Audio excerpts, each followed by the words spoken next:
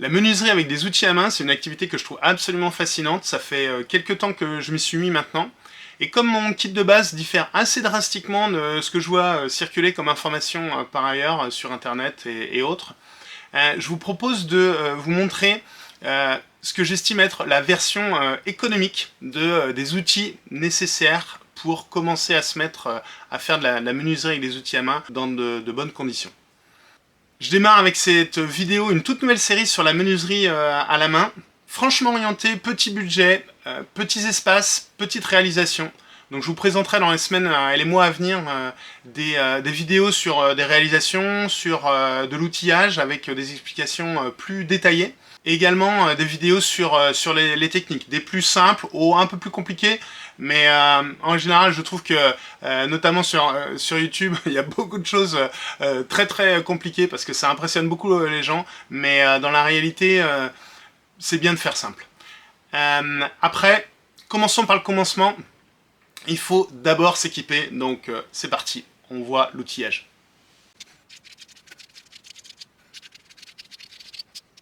Ok, la première chose à penser avant de rentrer dans le détail de l'outillage proprement dit, c'est de rentrer dans l'état d'esprit quand on a un petit budget. Quand on a un petit budget pour de la menuiserie à main, mais c'est valable pour beaucoup d'autres choses.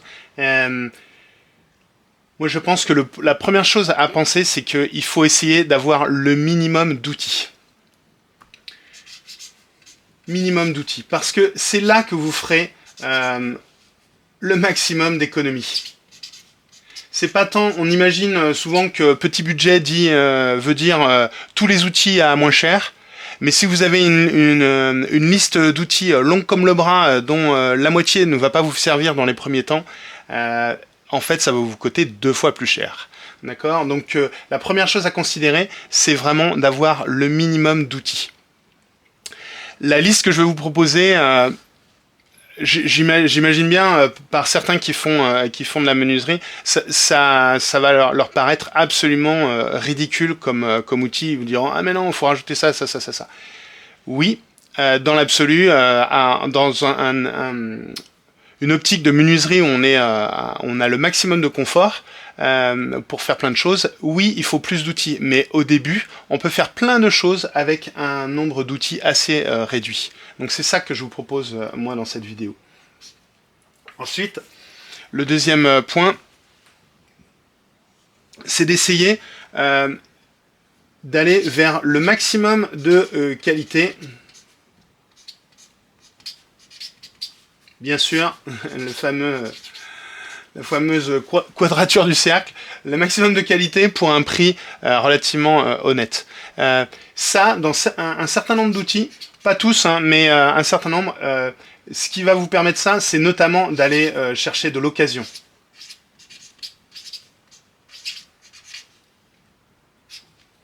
Et ensuite, en termes d'état d'esprit pour réunir son kit, et puis dans l'évolution de vos compétences et tout ça, c'est avec le minimum d'outils, de se focaliser sur vos savoir-faire,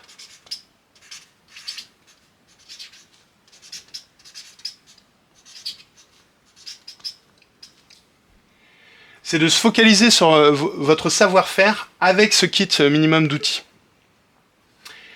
Et ensuite, dans un deuxième temps, au bout de 6 mois, 1 an ou 2 ans, vous pourrez aller chercher plus d'équipements. J'ai bien du mal. Équipement. Voilà. Équipement. D'accord ? Donc voilà un peu l'état d'esprit dans lequel je trouve qu'il est préférable d'être quand on veut aller chercher un petit budget pour s'équiper. Allez, on attaque et on voit l'outillage. Je vous montre l'ensemble de l'outillage et puis ensuite on fera un bilan et je vous montrerai je vous donnerai un peu les estimations de prix, à la fois du prix global et puis du prix de chacun des outils.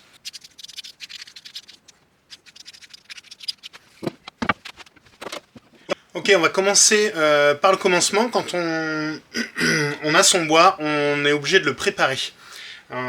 Donc, qu'est-ce qu'il nous faut ? Il nous faut d'abord une scie, d'accord, une égoïne. Le mieux, c'est les égoïnes, les bonnes vieilles égoïnes. Alors, il y a deux modèles possibles. Moi, ce que je vous conseille, alors les deux modèles, ce sont les scies à pointe dure. Ce sont les scies, les égoïnes modernes, hein, qui ne sont pas affûtables. Et puis, il y a les scies qui sont, elles, affûtables. Il y a encore des marques qui commercialisent des scies affûtables, donc vous pouvez tout à fait prendre ça. Mais moi, ce que je vous recommande, surtout au début quand vous commencez, c'est de ne pas commencer par une scie réaffûtable, parce que ça fait ça en plus à faire, à apprendre, et c'est quand même un peu un autre monde. Donc au début, vous compliquez pas la vie, prenez une égoïne moderne, hein, à pointe dure, qui n'est pas réaffûtable, mais sachez juste que de toute façon, ces scies-là, elles vont vous durer entre 5 et 10 ans facilement si vous prenez soin d'elles. Donc très honnêtement, changer une lame tous les 10 ans, ça reste encore très valable.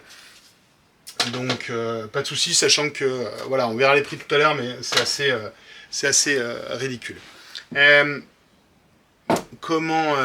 Ensuite, donc une scie pour couper vos bois, et puis ensuite des rabots. Alors justement, un petit budget. Je vous explique rapidement comment, pour ceux qui connaissent vraiment pas du tout la menuiserie à la main, comment se passe un peu, on va dire, la théorie, la pratique aussi, mais après, à petit budget, comment de manière pratique, on minimise ses achats en rabots.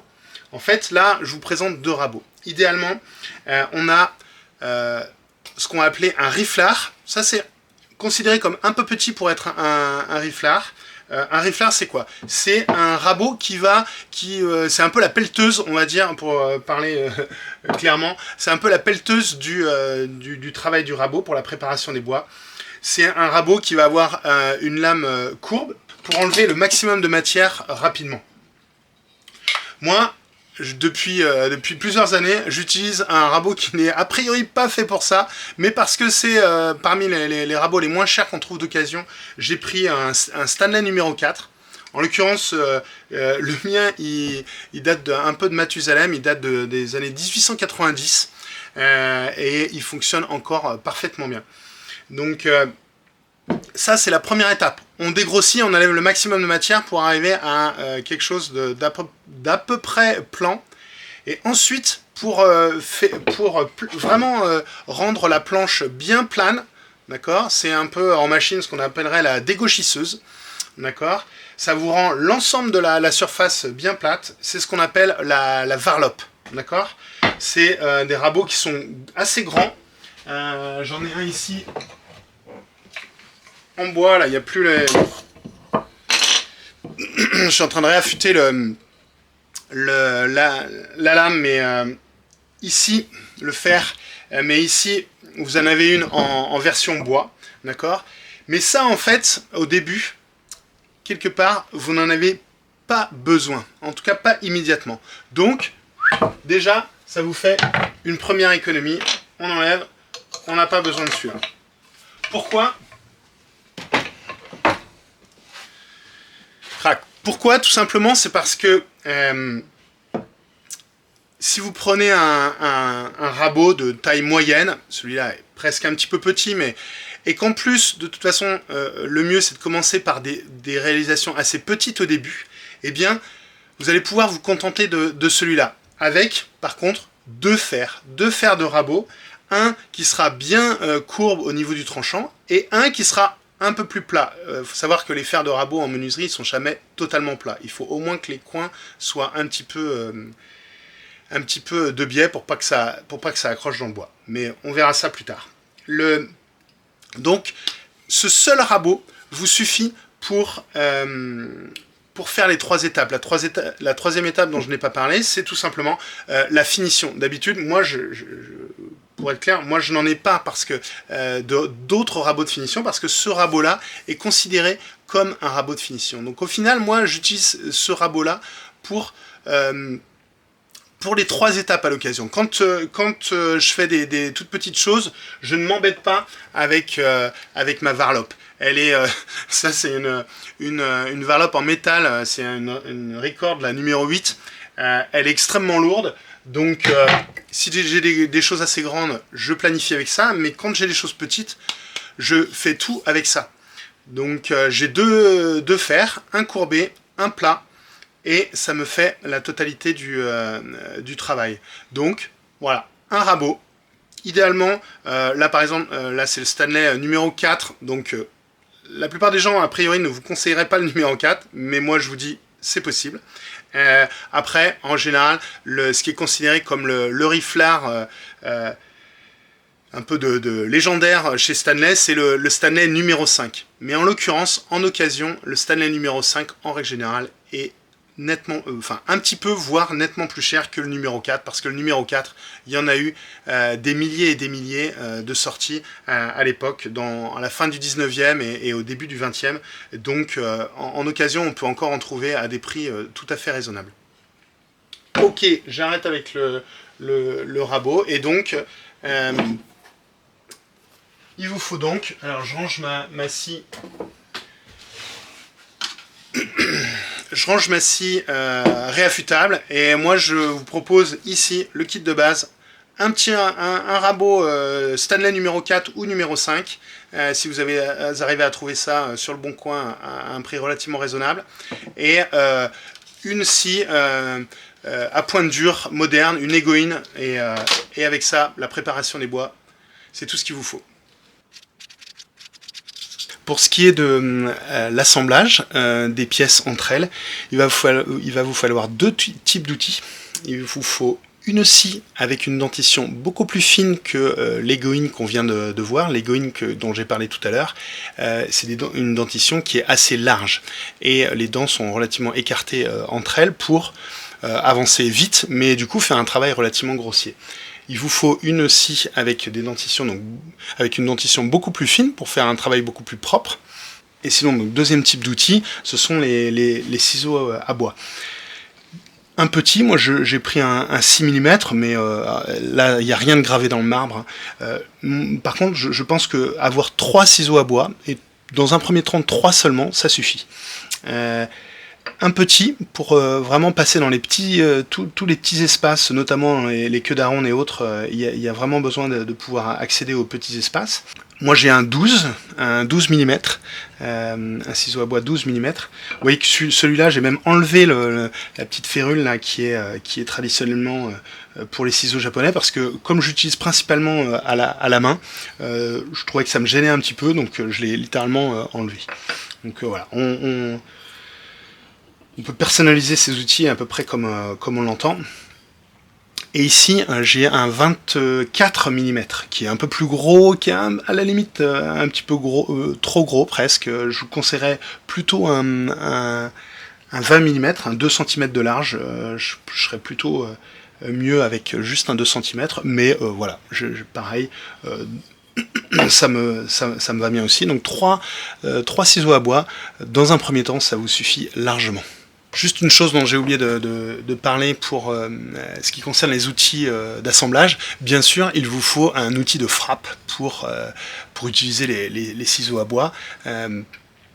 Et donc là, moi, dans la continuité des outils japonais, je suis équipé d'un petit marteau japonais, mais vous pouvez prendre soit un petit marteau de menuiserie, soit plus généralement, la tradition française, européenne notamment, c'est d'utiliser un maillet, notamment parce que, contrairement aux ciseaux japonais qui ont une petite férule qui protège bien le manche en bois, les ciseaux à bois européens parfois n'ont pas cette férule, pas toujours, il y a certains qui ont, et dans ce cas il vaut mieux taper dessus avec un maillet en bois qui va un petit peu mieux protéger le manche, quoi.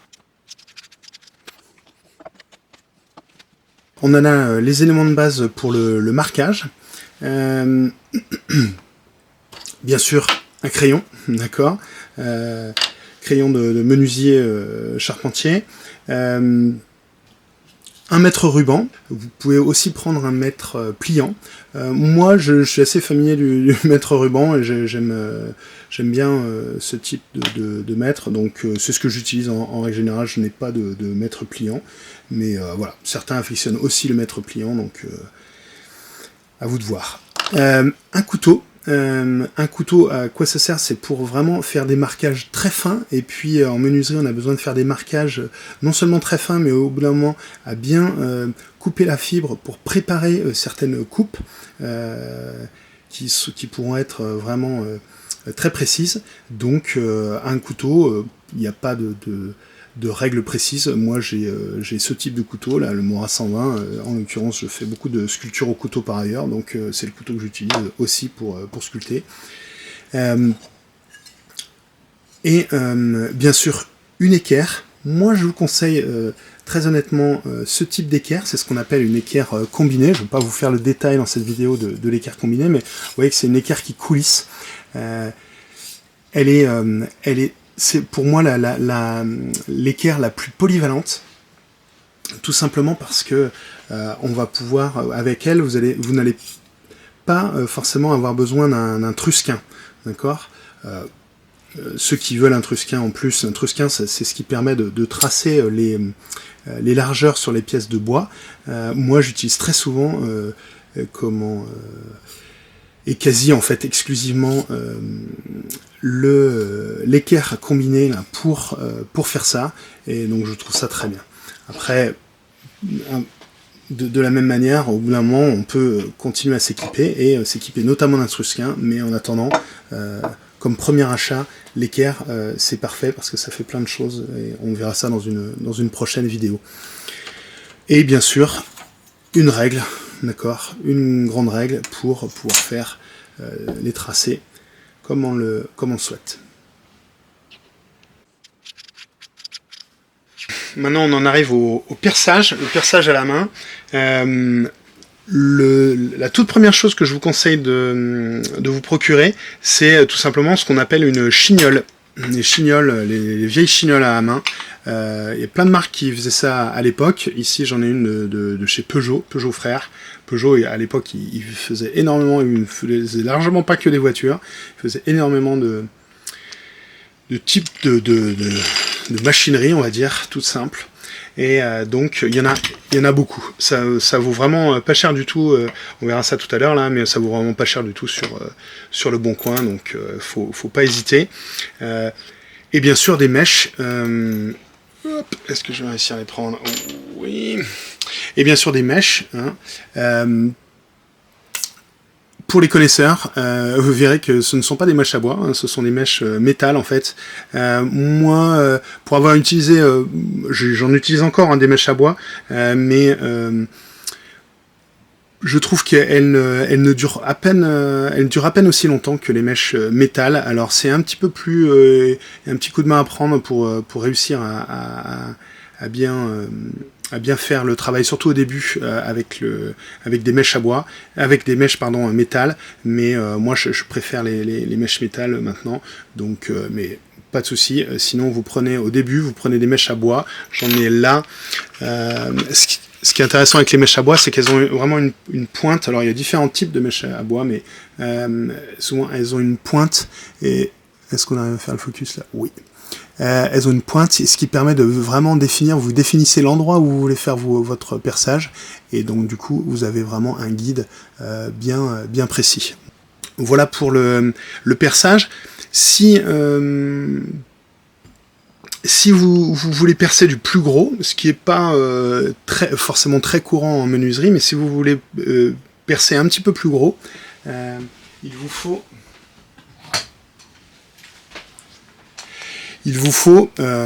faudra après, si vous voulez investir directement, mais il vous faudra un vilebrequin.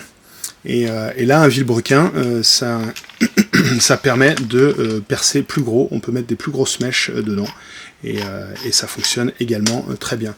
Mais au départ, moi, je trouve que juste une chignole pour faire les trous les plus petits, et ce qui est généralement ce qui est nécessaire en menuiserie, eh bien une petite chignole, ça suffit dans les premiers temps.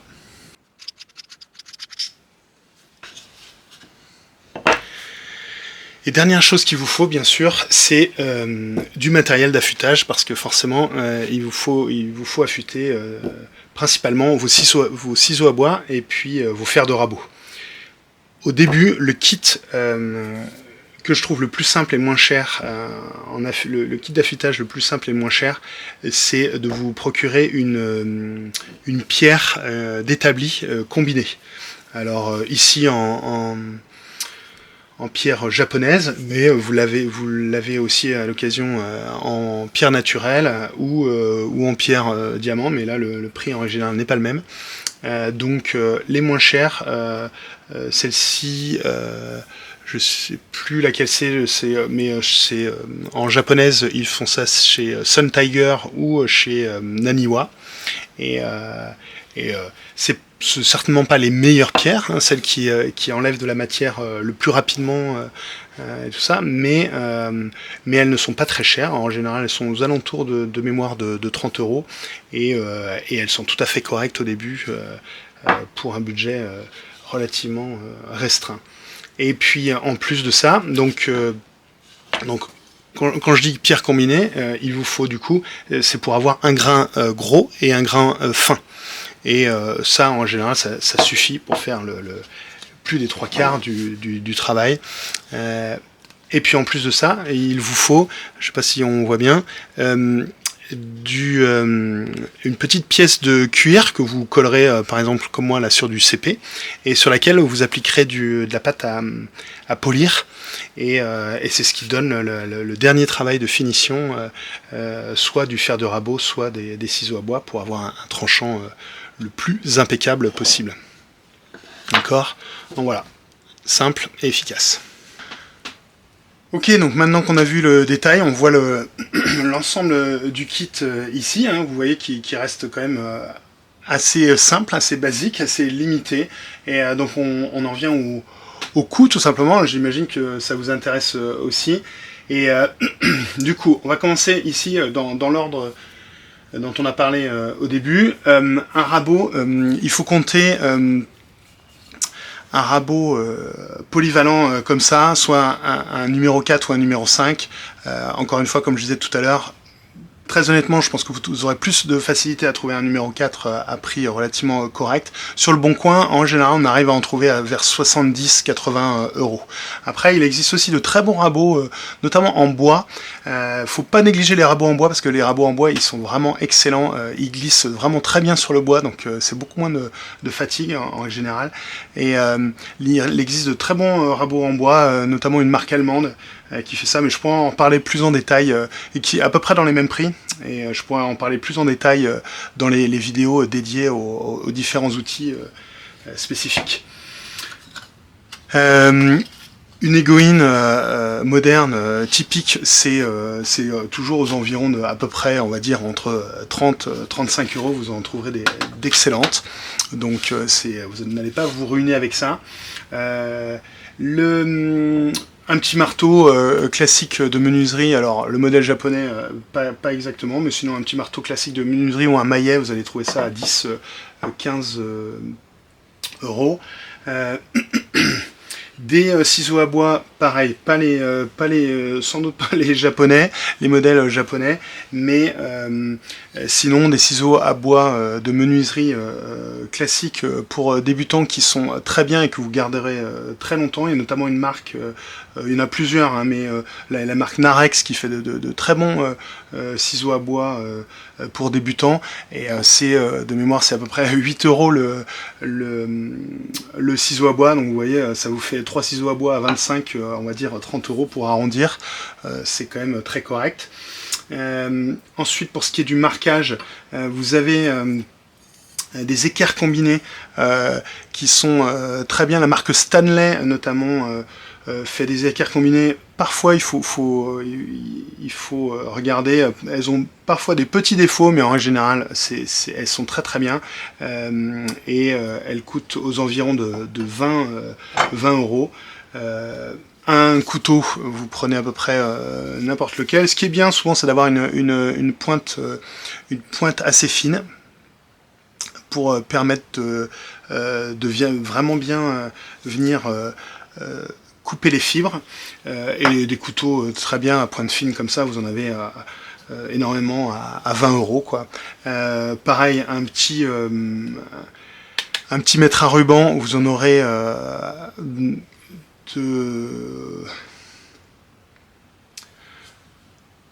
aux environs de 20, entre 10, parfois même à 10 €, 10, 20 €. Stanley notamment fait des très bons mètres à ruban. Un petit crayon qui vaut 3 fois rien. Un réglet pour environ, une grande règle pardon, pour environ à 10 € en général, vous arrivez à trouver des choses qui sont très bien. Pierre d'affûtage pour, comme je disais tout à l'heure, 30 € à peu près. Un petit cuir avec de la pâte à polir pour, vous arrivez à en trouver aux alentours de 10 €. Et ça, les chignoles, elles sont sur Le Bon Coin. En général, vous arrivez très bien à en trouver à 15-20 € maximum.